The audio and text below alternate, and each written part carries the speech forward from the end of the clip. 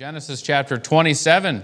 We're looking at one of the great inheritance scandals in all of human history. We have Esau, the one who was the oldest son. He was supposed to receive the birthright. He was the one who was supposed to receive the blessing from his father Isaac. Then we have Jacob, the second, the one who was just a few moments younger than his brother, but younger nonetheless. And he swindled, he connived his way into a birthright and a blessing that was ultimately promised to him by the Father. And we're going to see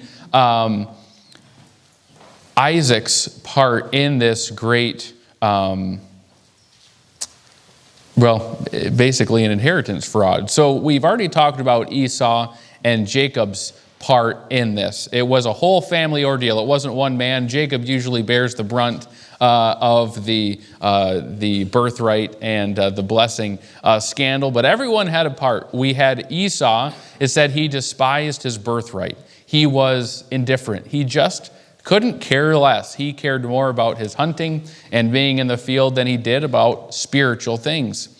We had Jacob and Jacob's mother, Rebekah, who were both, they were at least more conniving than Esau and Isaac, maybe a little bit smarter, we could say. They pulled one over. They pulled the wool, or they pulled the goat's skin over the eyes of their father.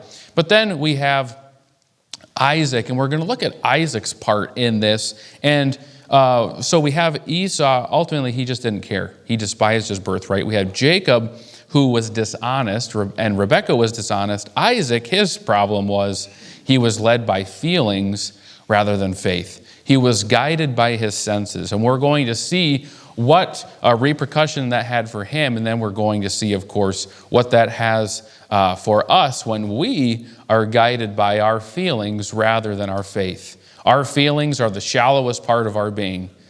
Faith is the deepest work of God. God does not do his deepest work in the shallowest parts.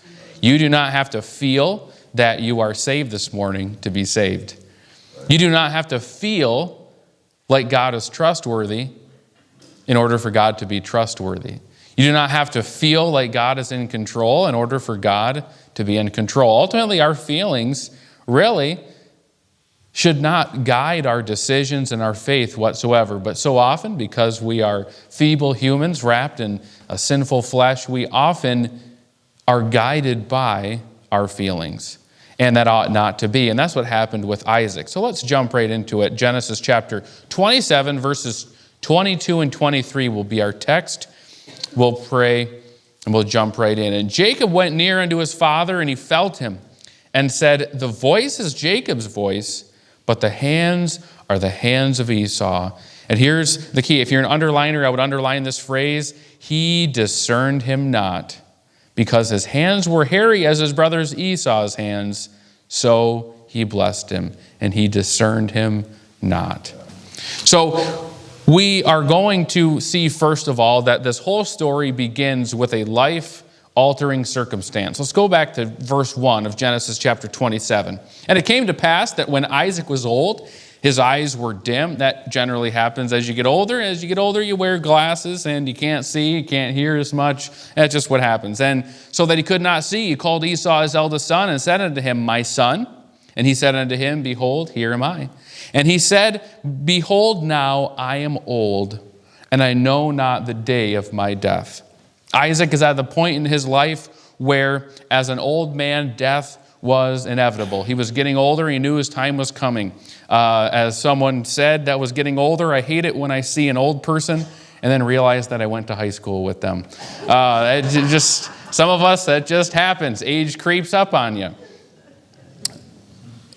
As we get older, death becomes more and more inevitable. But I want to remind us of this before we get into the main part of the message, is that no matter where we are in life, death is inevitable. And who we would assume would maybe be the next one in line for death to come, life does not follow natural order. In fact, it could be the youngest of us that is the next to go. We ought always to be ready. We ought to live today as we ought. If you knew that today was your last day on earth, you may rearrange some things in your life. You might change some priorities. Rather than going home and watching a football game, you might spend some time with family. You might not do some things that maybe you were planning on doing because you know maybe they're either wrong or they're just not as good of a thing as something else. Maybe you'd share the gospel with a neighbor that you've been delaying. Maybe you would do something like that. Well, today could be our last day, and we ought not to live it differently, taking advantage of thinking we have enough time. Hebrews 9:27 says, as it is appointed unto men once to die. We all will leave this earth through death. We need to know that. But, so we're talking about a life-altering circumstance. Isaac knew that his time was drawing near. Nothing brings life into focus more quickly than a terminal illness or a death in the family. It really has a way of just bringing to light the things that are most important, filtering out some of those things that have just maybe cluttered our life, and we don't need those things. Another thing I want to point out is, as I see folks get older, I'm sad to see that those who are ill and know their time is short, or they're aged and just by life circumstance their time is short, those people often become extremely self-centered, and they stop seeking God's kingdom in their final years of their life. It seems as though when they made the choice to retire from their secular job, that they also made the choice to retire from working for the Lord and His kingdom. And that ought not to be. As someone who is older, someone who is more wise, and I genuinely mean that, you are just now getting to the point where younger people will look to you and listen to what you have to say. I could get up and to teach a class on finances or parenting, and ultimately not too many people would be interested in hearing what I had to say as a 30-year-old man with a 2-week-old daughter and a 4-year-old son that's still pretty undisciplined.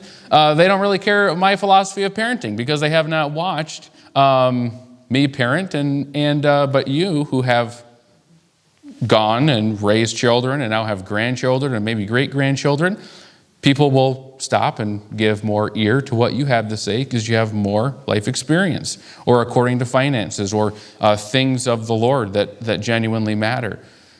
But unfortunately, we see folks, when they get to that age and they become what the Scripture calls an elder in a church, the elders just hang up the cleats and never get into the game. And that ought not to be. That happens in sports. It shouldn't happen in the church. And so as a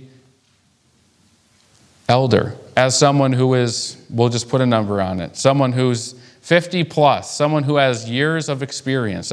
You say, well, 50 isn't middle-aged. Well, the average life expectancy is 78, so 38 is middle-aged actually. So there you go. If you're 50, you're not middle-aged, right? You're actually in the second half, getting close to the third quarter. You're like 50 is like the seventh inning stretch, folks. All right, it's winding down. But I want to encourage you, for those of you who have genuine life, don't stop serving the Lord. It's the time to serve the Lord as much or more than you ever have before. So we have this end of life. I wrote this: the end of your life is no reason to end your relationship with God, to abandon the assembly, or to hoard your spiritual gifts. Joshua in chapter 13, God was speaking to him, and it says in verse 1, now Joshua was old and stricken in years, and the Lord said unto him, thou art old and stricken in years, and there remaineth yet very much land to be possessed. Though you may feel done, God is not done. And I encourage you, for those our elders, we need you. We need you to be doing what God has called you to do. Don't be discouraged. Don't quit. Keep going. So we have a life-altering circumstance. Isaac knew he was old and his life was coming to an end. He didn't know when, but he knew it was getting close. Then we also have a life-altering decision. Because time was short, Isaac needed to get his affairs in order. It reminds me of the man who had passed away and everyone was gathered around to hear his will and testament to see who was getting who. He was a man of some wealth and some different things. And so all the children, the grandchildren were all circled around, and the attorney opened the will and read, "Being of sound mind and body, I spent it all." And Isaac was needing to get his affairs in order. The greatest decision was which one of his sons were going to receive the blessing. Remember, it was customary that the oldest son, which would have been Esau in this case, was going to receive the blessing. That was according to Levitical law. In Deuteronomy 21, verse 17, we see, "But he shall acknowledge the firstborn by giving him a double portion of all that he hath, for he is the beginning of his strength. The right of the firstborn is his." So the blessing and the birthright, according to law, was promised and coming to Esau. But then we also have to remember that there was a promise given by God to the parents of Jacob and Esau, that Jacob would in fact be the one that the blessing belonged to. Genesis 25, verse 23, "And the Lord said unto her, Rebekah, 2 nations are in thy womb, and 2 manner of people shall be separated from thy bowels, and the one people shall be stronger than the other people, and the elder shall serve the younger." So we have Isaac in the midst of a life-changing circumstance, and because of that, he had to make a life-changing decision. Genesis 27, verse 3 in our text. "Now therefore take, I pray thee, thy weapons, thy quiver and thy bow," talking to Esau, "and go out to the field and take me some venison, and make me savory meat, such as I love, and bring it to me, that I may eat, and that my soul may bless thee before I die." Remember what that blessing included. What was Isaac going to give Esau? Well, it included material significance. We just read from Deuteronomy that the birthright included a double portion of all his goods. In this instance, 2 sons. It was going to be divided into 3 parts. Esau would get 2 parts. Jacob would get 1 part. So 66.67% went to Esau. The other 33 and a third went to Jacob. So it had material significance. What else? It also had family significance. The eldest was generally preferred first to be in line for anything as those brothers went along, whether it be a land or significance or cattle or anything like that. Position always went to the eldest. What else? Spiritual significance. Until Numbers chapter 3, when God separated the Levites to be the priests for him, the eldest in the family operated as the priest of the family. So a spiritual blessing that was a part of that. And also, because Abraham and Isaac and now Jacob and Esau were part of the family of Abraham and ultimately direct descendants of Adam, there was extreme promise, spiritual promise, that was part of this blessing. For one, in Genesis chapter 3, God had promised that the seed of Eve would be a Satan bruiser, being part of putting Satan back down into his rightful place, to taking the dominion back from Satan and returning it back to its rightful place, man, and ultimately Jesus Christ. And then also, because they were of Abraham's descendant, they were of earth blessers. Genesis chapter 12, "In thee shall all nations of the earth be blessed." Ultimately, Satan bruiser, earth blesser, meant that they were going to be a part of the lineage of Jesus Christ.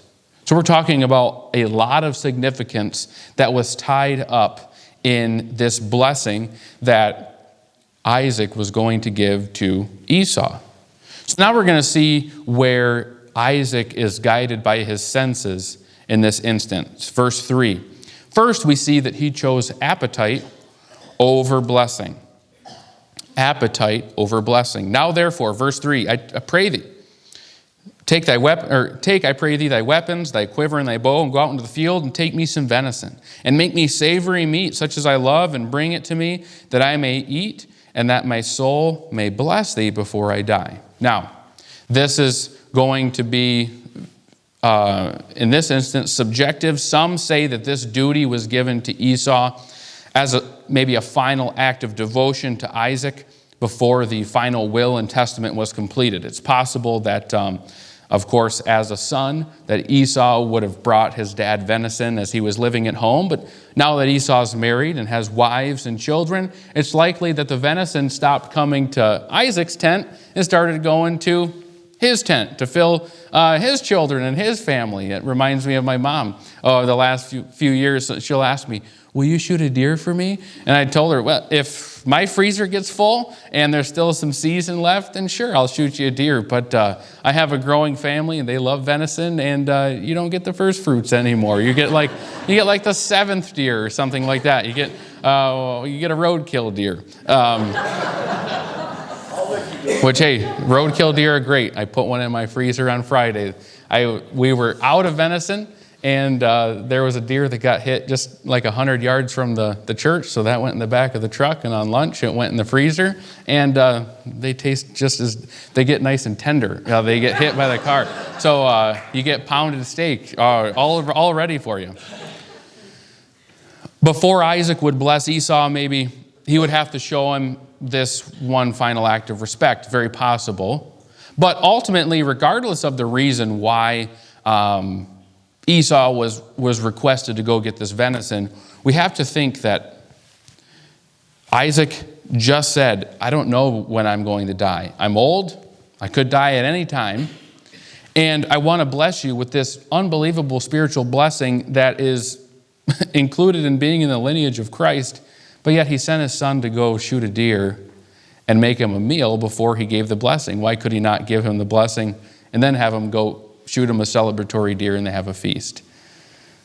What else we see here is not only was he guided by appetite over blessing, he was guided by feeling over faith.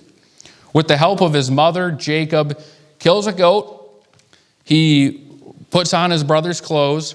He skins the goat and puts the goat's skin on his hands so that it felt like his brother's hands. And I said it before, how hairy was Esau? That's just that. When you feel a goat, you ever feel a goat? Like you go to Kanabe's, and we had goats and growing up, and their skin is just kind of leathery, and then they're just hairy. Like that was Esau's body. He was the missing link. He was so hairy.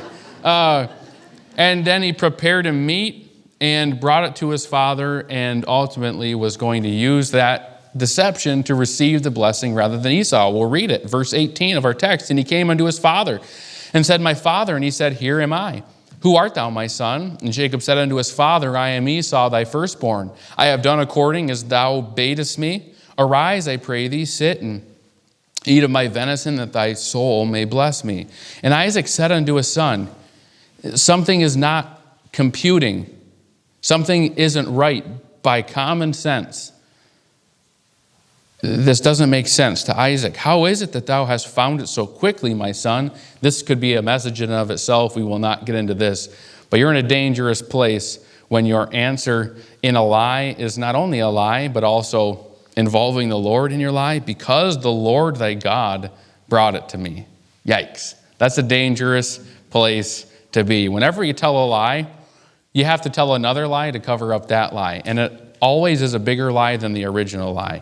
And it gets ugly very quickly. And Isaac said unto Jacob, Come near, I pray thee, that I may feel thee, my son, whether thou be my very son Esau or not. Do you think God could have given him the answer as to whether it was Esau or not? But he said, Come near so I can feel you, to see if it's Esau or not. So his mind is saying, this is not right. He knows really in his heart and his soul that this is not right. So what is he going to be guided by? Pray and ask God for wisdom? Or if he's not sure, how about wait till both sons are present? No, he's guided by his feeling is going to make the final decision. And Jacob went near to Isaac, his father, and he felt him and said, The voice is Jacob's voice, but the hands are the hands of Esau. And he discerned him not, because his hands were hairy as his brother Esau's hands. So he blessed him. Ultimately, he went with what felt right over what was right. We see he chose appetite over blessing. We see he chose feeling over faith. And thirdly and lastly, we see that he chose smell over the Spirit. Verse 26, this is after he blesses Jacob. And his father Isaac said unto him, see, he still knows, boy, I don't know if this is right. Come near now and kiss me, my son. And he came near and kissed him, and he smelled the smell of his raiment. Now remember, he put on Esau's clothes. And Esau, I guess, like every good hunter, you don't wash your hunting clothes. Well, I remember, I got pretty frosted a few years back. My wife put my hunting jacket in with all the other laundry, the laundry detergent and this and that. And it's a whole process to get all of the human scent out of clothes. And so Esau, he had his nasty clothes that he smelled more like a deer than he did like a human being. And partly the reason that she washed it, actually, now that I'm remembering, is I had a bottle of that Tinks Dopey in my pocket, and it opened and it smelled. So ultimately I thought, well, I'm going to be like the best smelling deer in the woods. I mean, I'm going to have bucks just coming all at me, and when they come running at me, I'll just shoot them.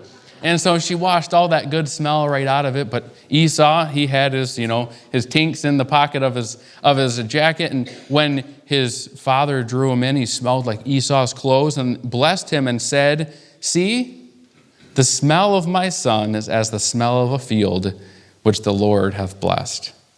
Isaac smelled Esau's clothes. He smelled the goat and said, this smells like something that the Lord had blessed. So how about you? How about you? We come into a life-altering circumstance, maybe a health circumstance. Maybe that life-altering circumstance is a financial one, a job change, loss of a job, lesser pay, maybe more pay. We have maybe a relationship that's strained or changed, or a new one added. Getting married is a life-changing. Jacob and Megan, they're the newest ones, so they're the ones we get to pick on. Totally different, right, than living by yourself. You're living with someone else, and a life-changing circumstance. Maybe a spiritual circumstance. You know what it is in your life. And because of that life-changing circumstance, now you have to make a life-altering decision. Maybe in the matter of health, you have to ask yourself, am I going to trust God? Am I still going to love and obey him regardless of this diagnosis? Maybe from a financial standpoint, we have to decide, regardless of what my financial state looks like, regardless of what the bank statement is saying, am I still going to honor him with my tithe, with my offering, and with my alms? Maybe in a relationship, we have to ask ourselves, am I going to love as God loves? Ultimately, the greatest commandment is to love the Lord with all your heart, soul, and mind. And then the second is like unto it, to love your neighbor, those around you, including your family, as yourself. Am I going to be gentle, meek, long-suffering, patient, and faithful to those people? Or ultimately it comes down to this. Life-changing circumstance forces us into a life-altering decision, and we have to decide, am I going to be guided by my feelings or by faith? Am I going to do what feels right, or am I going to decide to do what is right regardless of the feeling or the cost? So we're going to look at that a little bit further. You're not off the hook yet. Of course, our greatest appetite, we're going to look at these in order, and we're going to see that really one leads to the other. First, appetite over blessing.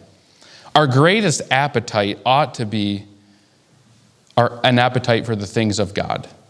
Look at Matthew chapter 5 and verse 6. Actually, no, don't do that. Psalm 81. Go to Psalm 81. Matthew chapter 5, verse 6 is very familiar. I'll read it. Blessed are they which do hunger and thirst after righteousness. What is the promise that comes after that? They shall be filled. Blessed are they which do hunger and thirst after righteousness. They shall be filled. If you hunger for God, if you hunger for the things of God, if you hunger for His wisdom and His knowledge and His guidance and His word, God will fill you. Take that a step further. You have as much God as you want. You have as much God as you want. God wants us to be filled with Him. God, ultimately, He wants us to want Him. And He promises that if we want Him, that He will fill us. Look at the verse you're in, Psalm 81, verse 10. I am the Lord thy God, which brought thee out of the land of Egypt. Open thy mouth wide, and I will fill it. Ultimately, your appetite for God will never outgrow how much He can give you of Himself. You have as much God as you want. He said, open your mouth wide. If God fills us as wide as our mouth is open for Him, and if God feeds us until we're fed, until we're filled, as He said in Matthew chapter 5, then I ask you this question. Why are there so many Christians that are spiritually empty? Because they are not hungry for the things of God. If you are spiritually hungry and you're not filled, it's because ultimately you're not hungering for the thing. You have as much God as you want. If you are not spiritually filled, it's because you're not spiritually hungry. There's two main reasons why we're not spiritually filled. It's either, number one, you have no appetite for spiritual things. Coming to church, and over the years, I've heard folks say this. I haven't heard it recently, so I can say it without feeling like I'm picking on anyone. They say, well, I'm not being spiritually fed. You ever hear someone say that? I'm going to church, but I'm not being spiritually fed. Going to church and saying I'm not getting spiritually fed would be like going down to the Chinese buffet and sitting down at the table, crossing your arms and saying, I'm hungry. The food's there, but you ultimately have an appetite to eat it. And if you are here, and God will fill you. God will fill you, but you have to be hungry. So why aren't people filled with spiritual things? Number one, either they don't have an appetite for spiritual things, or they're filled with unspiritual things. You're filling up on spiritual junk food. You're slamming 10 Twinkies before dinner, and you're not hungry. How many times do we tell our children, don't eat all that junk food? It'll spoil your dinner. It'll ruin your appetite. But then we do the same things. We just turn on the TV and just on garbage right before we go to church on Sunday, and then wonder why we don't get blessed. Because we're full of filthy jokes and nudity and innuendos and killing, and that's not popular preaching, but it's the truth. We ought to hunger and thirst after righteousness. Why is that so important? Because when we are on spiritual empty, because we're either not hungering for spiritual things, or we're filled with unspiritual things, and we choose appetite over blessing, then we become guided by our feelings rather than our faith. So now we'll go back to that example of that crisis of belief. We have a life-changing circumstance, and now we have to make a life-changing decision. We come to a life-changing decision, and we're on spiritual empty. Are we going to choose the spiritual decision, or are we going to choose the carnal decision? We're going to choose the carnal decision. When it comes to health, we're going to say, if we're on spiritual empty, I'm not going to trust God. Rather, I'm going to worry. Well, that's faithlessness. Well, I'm not going to glorify God in this. That's self-centeredness. Well, I am not going to seek ways to obey God through my illness. Rather, I'm going to use my illness as an excuse to disobey Him. If we're not spiritually filled, that's what can happen. If we're on spiritual empty when it comes to finances, we'll say, well, I'm not going to tithe. I can't afford it. You put pen to paper, it doesn't work out. And I'll be the first one to agree with you. It doesn't. It doesn't make sense. But we have to understand that the 10th isn't God's. All of it's God's. All right? We have to understand that. But when we're unspiritual, we're going to make an unspiritual decision. We'll say, well, I'm not going to give to missions. My mission is myself. My mission is feeding my family. Or I'm not going to practice stewardship. It's my money. Or we'll move on to relationship example. I'm not going to love them. They don't reciprocate that love. Does that sound like God's love? Aren't you glad that when you were without strength, Christ died for the ungodly?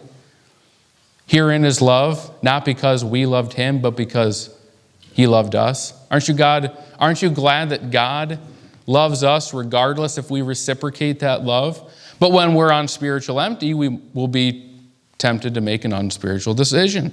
Or, I will do to them what they did to me. That's not biblical. Vengeance is mine. I'll repay, saith the Lord. I'll not be long-suffering. I'll tell them. I'll give them a piece of my mind. Be careful when you do that. You might not have much left. Spiritual things. I can't do that. Brother Kurt talked about it in Sunday school with Moses and the crisis of belief. God just wanted Moses to be involved in his work. Moses said, I can't do this, I can't do that. God said, I never asked you to. I told you I'm going to do it. Do you want to be a part? I can't do that. I don't have the time. I could never go there. I can't witness to them. Serving in that area would be inconvenient. Do you see the self-centeredness? Well, where does it start? You say, well, I don't want to be guided by feelings over faith. Well, it starts when our spiritual appetite is wrong. So then what happens? In the end, we said there we have appetite over blessing, and then he chose feelings over faith, and ultimately he chose smell over the Spirit. Well, what is that talking about? We're going to focus on the aspect of our worship, which is ultimately everything in our life. Everything in our life is out of sorts and out of whack when our spiritual appetite is wrong and when our spiritual decision-making, guided by feelings or faith, is wrong. It affects our worship, which is our relationship with God. Turn to Ephesians chapter 5. Ephesians chapter 5, verse 1. Well, what is acceptable worship to God? Well, worshiping in the Spirit. God is a Spirit. And they that worship him must worship him in spirit and in truth. Well, what does that look like? What is a sweet smell to God? We're talking about the smell. Ephesians chapter 5, verse 1. Be therefore followers of God, disciples, as dear children, and walk in love as Christ also hath loved us, and hath given himself for us, an offering and a sacrifice to God for a, read it with me, sweet-smelling savor. What is an acceptable sacrifice to God? What is acceptable worship? A life that is completely and totally surrendered, sacrificed to self and given to God. In all areas and every area. We could pick it apart and use each example and talk for hours on every single area that ought to be sacrificed and given to God. What does Romans 12:1 say? I beseech you therefore, brethren. How? By the mercies of God. Do what? That ye present your bodies a living sacrifice, holy, acceptable unto God, which is your reasonable service, your reasonable worship.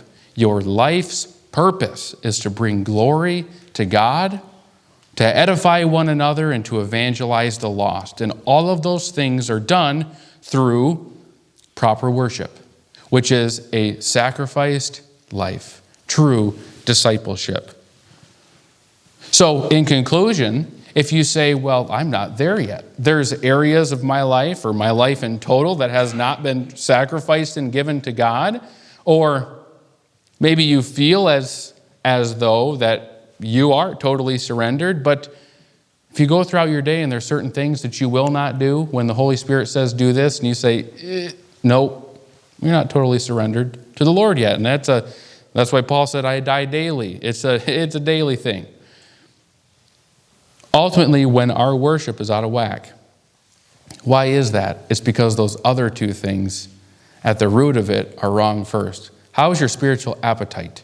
Are you hungering and thirsting after righteousness, or are you hungering and thirsting after unrighteousness?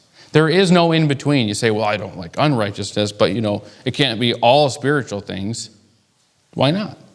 God said, open your mouth wide. Not too wide because, there's only so much I can give you. That's preposterous.